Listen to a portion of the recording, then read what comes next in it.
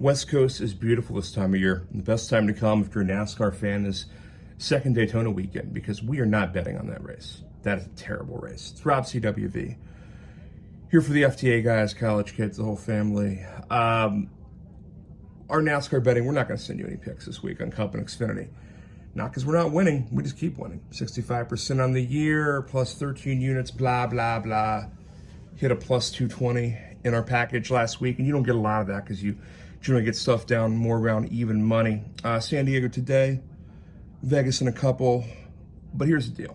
If you're new to NASCAR, Daytona and Talladega, these so-called restrictor plate tracks, the aero tracks, ton of attrition, ton of mechanicals, ton of wrecks. You are basically playing a dice game in an alley with it. Nothing predictive, virtually nothing predictive about it. There are very few guys who can even say they've stacked 3 or 4 straight finishes or they've not been wrecked or had their car injured or done something. Honestly, the most consistent driver in the whole thing is probably Ryan Blaney. Favorites this week are 12-1. There's almost never any value in those. Blaney's 12-1, an example where it is. But what Daytona does, it dials up tricky, weird, long shot winners. Always has. If you're going to have a guy who wins and never wins again in his career, it's Daytona. It's how these things go down. So here's what we're going to do. There are 0 official picks for Cup, and there are 0 official picks for Xfinity. What I'm going to do is give you guys some ideas. If you want to burn a unit on Daytona, I'm going to give you basically 9 or 10 long shots, play them at a 1/10 a unit each. And a lot of times this has worked for us. Last year we had Austin Dillon won the race, made the playoffs. I was in Vegas in person that day, got him at 35-1. He's 30 this year, but there's a bunch of guys in that 30, 40, 50 area where there's value. Essentially, I want you to buy coverage on a quarter of the field for a unit. Because honestly, car quality makes very, very little difference here. It really, really does. So you want something fun to do, bet 10 cars that are all sitting 30 to 50-1, 1/10 of a unit each. You're playing for a +3, +4, +5 unit kind of thing. Not an official pick, but that's how I'm going to play it because this is not a serious thing. That Cup race is Saturday night. The Xfinity race is Friday night. I'm not doing nothing with it. We will send some plays out. I'm going to give you one real play and one leaner right now. Truck race is at Milwaukee Mile, the old fairgrounds in Wisconsin.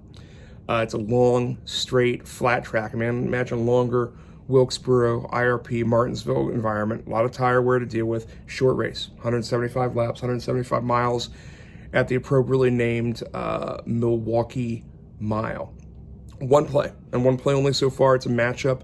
Taylor Gray +100 over Jake Garcia. Gray's run there before in ARCA.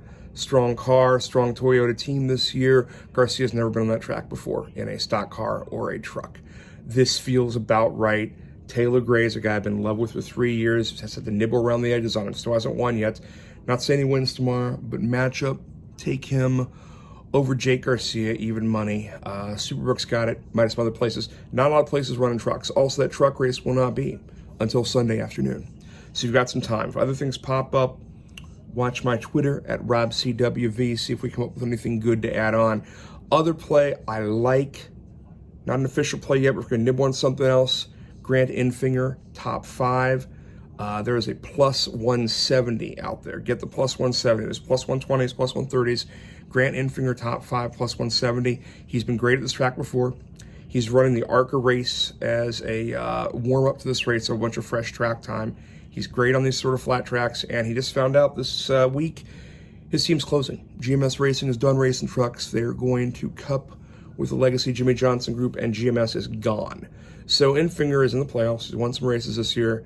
He has a job to do to try and find a job for next year. So I look for him to be really, really good as we close the truck season. So optional Enfinger top 5, 170 for trucks.